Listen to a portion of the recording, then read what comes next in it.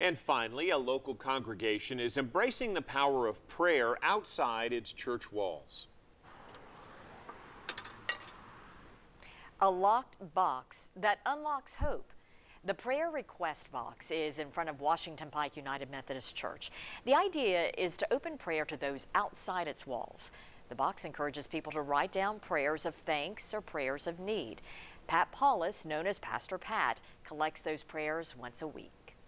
They can write anything. A prayer request is a prayer request. It goes anywhere from, pray for my children, pray for my husband, pray for a job, I'm unemployed, we don't have any food, pray for us.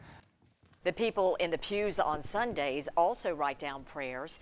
After Pastor Pat reads all of them, he takes them to this special clear container at the front of the church as a reminder that here at Washington Pike UMC, they believe in the power of prayer. Our neighbor's just up the street, and he is a wonderful man, also a Vietnam veteran. You did a story on him. Yeah. All right. Thank you so much.